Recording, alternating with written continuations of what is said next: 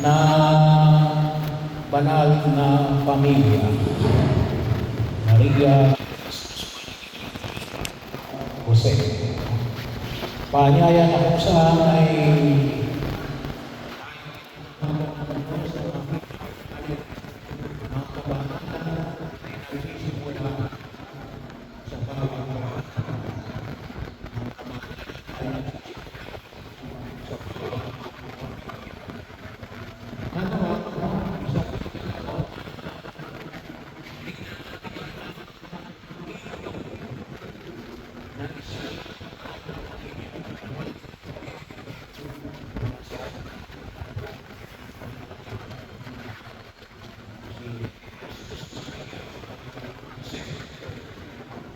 nawa ay tayo ay na nagpapahayag ng alin yung kanilang buhay ay nakita natin alin dumanas din ang kahirapan, mga duha. Tulad nga sinabi ko noong Pasko, si Jesus ay hindi sinilang sa palasyo, siya sinilang saan? Sa tirahan ng mga hayop, sagsabang. Sila na buhay bilang refugee. Sila ay tumakas papunta ni Egypto. Sa takot nila kay Herodes, na kung saan ay ipapamatay si Jesus. Sabi na natin, dalawang Herod, baka magtaka kayo, King Herod, itong King Herod na ito,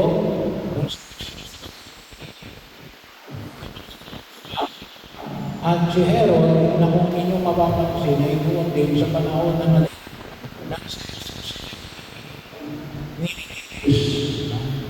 magkaiba ng tao yun. Yun ay mag-ama. Itong sinasabing Herod, ng kapanganakan ni Jesus ay kung tawagin natin ay King Herod the Great. Is King Herod the Great, hinati ang Israel sa tatlo, kaya ang tawag ay Tetrarch. Si Archilao, si Herod, at saka si Philip.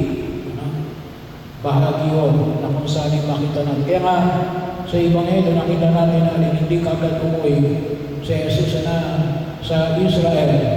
Hindi siya bumalik sa Bethlehem. Siya pumunta sa Nazareth, Galilea. Kasi nandoon si Archilao sa Bethlehem ng Judea. Siya namamahala roon. Sila ay humarap na sa gitna ng maraming hindi pagkakaunawaan at pagkakaabala. Katulad ni San Jose, nakita natin natin, hindi kagad siya nakasunod sa paanyayang ng anghel na makabalik kaagad sa Israel. Gawa ng kanyang katayuan sa kanyang pagkilala kay Archilao. At naranasan nila na mawala ng anak. Kung yung anak, tinatawag natin pagkawala ni Jesus. Siguro may mga magulang din nakaranas na mawala ang inyong anak. Maaaring nawala sa mo. Hindi kagad umuwi. So, ito yung pamilya na tinawag na banal. Hindi sa banal madali. Ngunit alin, inilagay nila sa kanilang sentro ang Diyos. Na nagbibigay sa kanilang amo ng ilang mga puntos. Una, pagsunod at pagtitiwala. Napakahalaga yung pagtitiwala. Huwag natin alisin yung pagtitiwala. Sa lahat ng relasyon, napakahalaga yung pagtitiwala. Pero hindi sa lahat ng alin, yung pagtitiwala sa Diyos. Bagaman kuminsan nakala natin ay nakakalimot ang Diyos. Huwag natin kalimutan yung patuloy ng pagsunod. Sabi nga ho natin sa Ebanghelyo na ating napakinggan ngayon, yung sinabi na Anel, pumunta ka sa Egypt, Sunod ka agad si Jose. Bumalik ka sa Israel. Well, sabi nga namin, baka sabihin, wala naman Father, anghel ako na nagsasabi sa akin kung anong gagawin ko. Well, nandiyan yung mga utos. Nandiyan yung utos ng Diyos. Nandiyan yung utos ng simbahan. Sundin natin. At bahagi yun na kung saan ay makita natin natin na ang pagsunod na ito at pagkakaisa ay hindi nakabase sa kontrol. Ngunit saan na tinatawag natin pangkabahagi ng pagsunod sa Diyos. Kung minsan may tendency tayo na kontrol yung bata, kinakailangan talaga turuan, bata pa lang yun.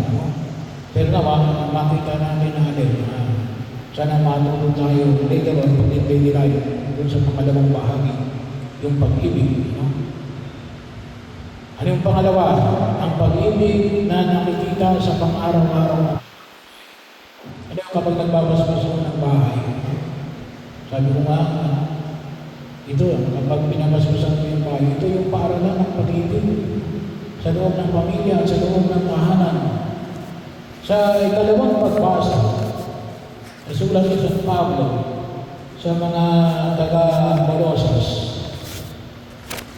narinig namin yung alin, yung pagmamahalan, pangangalaga,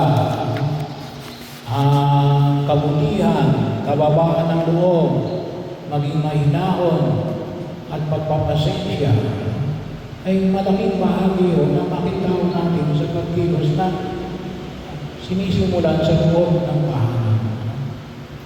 Pagpapatawad, hindi sama ng loob. Huwag tayo magtanim ng sama ng loob. Magtanim tayo ng pagpapatawad. Pagpapasensya, hindi galit. At makikinig, hindi sigawan. Kung may isang sumisigaw, makinig ka. Later on, titigil yan. So, nawamagitan natin. Ang tinuturo sa atin natin na ang pag-ibig ay nabubuhay sa pang-araw-araw na pamumuhay at pagkilos. Doon nakikita kung paano, sabi nga, yung mga magulang, yan ang mga guro. Kung magmahalan, yun kasi makikita ng mga anak. Yung nanay at ang tatay magmahalan, doon nila makikita kung paano bagay yung pagmamahal at kung paano nila tinatanggap yung pagmamahal na ito. Makita rin natin dito yung ugnayan ng mga magulang at ng mga anak. Sa unang pagbasa, narinig namin yung yung paggalang sa mga magulang. At sa ikalawang pagbasa, nakita natin yung paalala ni San Pablo na huwag nyo pagalitan ng sobra. Hindi, sinabi huwag pagalitan. Sabi, huwag sobra sa kanilang mga anak. Bakit? Kasi ang paanyaya sa atin na ng mga magulang, ang siyang magkakaway sa mga anak, out of love, not out of fear. Sana po makita natin yung pagtuturo sa mga anak. Ba't nasunod? Hindi gawa ng takot. Kasi kapag namumuhay sa takot, kapag nawala na yung kinakatakutan, hindi nasusunod yun. Dapat gawa ng pag-ibig. Nakita natin kung minsan yung mga bata na tinatakot. Pati nga kung minsan ng pari, pinananakot Huwag ka maingay, nandiyan si Father. So, pag-ibig, huwag mong gawin yan. Bakit? Mahal ka ni Mami, mahal ka ni Daddy. Ayaw ka mapaamak ni Mami. Ayaw ka masira ang buhay. Ayaw ni Daddy na masira ang buhay mo. Kaya, gawin mo ito. Nandun na makita natin yung lingwahe ng pag-ibig. na paanyaya rin na kung saan ay matutunan ng mga bata ang pagsunod nang hindi nawawala ang kalayaan. Ano? Bahagi yun. Kaya nang pangalan yung ano na sa ating malaya. Ano? Natututo, responsable. Ano? Bahagi yun na kung saan yung makikita natin. Kasi kapag takot ang pinamamahala natin, ay ang naging dahilan, ano mo ginawa yan? Gawa out of takot. Kaya yung responsibilidad, nakasalalay doon sa nananakot. At ito ay nakikita natin sa pang-araw-araw na halimbawa ng mga magulang sa kanilang mga anak at ng mga magkakapatid sa kapwa nila kapatid. So ano yung hamon na ipinapamanig sa atin ngayon para po sa pagdiriwang natin ng Banal na Pamilya 2025 na umaharap sa maraming pagsubok, marami ngayon ang broken relationship. Nawa ay maharap natin, matutunan natin kung paano gumalaw sa gitna ng maraming pagkawatak-watak ng mga relasyon. Bahagi yun. Yan ay ang katotohanan na hinaharap natin ngayon sa daigdig na ito. Matutunan tayong harapin yung yung tinatawag natin economic pressure. Hindi ho kasi sabi natin na mas mahirap tayo ngayon. Hindi ho. Mas kumisa na rin yung pressure ng pera. Kasi nung una, hindi naman usong tricycle. Walang tayong pag-tricycle noon. Ngayon, ang konting tipon mo, tricycle na. Yung sabi, may pang-tricycle tayo ngayon. Economic pressure. Na makita natin na kumisan, nagiging dahilan kung bakit yung pagkilos natin ay gawa ng pera. Huwag tayong pasakot sa pressure na gawa ng pera. Hindi nakabase dyan kung ikaw ay magiging banal o hindi. Ano pa? Distraction from technology. Isang problema rin na hinaharap ng mga magulang ngayon. Ayun paano yung paggamit ng cellphone, tablet, computer. At turuan na yun yung mga anak na gumamit ng maayos. Bahagi yun. Huwag yung pagagamitin. Kasi magtatago yan. Maging responsable kung paano gamitin ang makabagong teknolohiya. Pampatulong, hindi pampagulo. So, kaya lang din ko minsan, yung mga magulang ayaw nilang pagamitin ng gadget. Kasi kung may oras, kapag may oras, wala sila dun sa oras na yun. Paano nila masasansan ng gadget? Kaya kung minsan, yun ang pinakamadali. Pero ano yung pinakamaganda? Turuan ninyo na responsable na gumamit ng makabagong teknolohiya. At ito rin ang hamon sa mga may edad. Matuto tayong gumamit ng makabagong teknolohiya para maituro natin sa mga susunod na henerasyon ang tamang paggamit nito. Panguli, yung isang hamon na nakita natin ngayon, walang panahon. Sana po, may mga pamilya kasi na kapag araw ng linggo, hindi pwedeng hindi sila magsama-sama sa oras na ito. Bawa, tanganian, nandoon para magkasama-sama. Hindi yung kinakailangan 24 hours ang kasama ang inyong pamilya. Quality time. Bahagi yun. At kung kayo ay magkasama-sama, ay magkwentuhan kayo. magbalintangan kayo, gamitin ninyo yung panahon na yan para magkaroon kayo ng panahon sa bawat isa. Alamin ninyo, kung maaaring makita ninyo yung mga problema na hinaharap ng bawat miyembro ng pamilya. Alam mo lahat ng ito, kanyaya sa atin. Na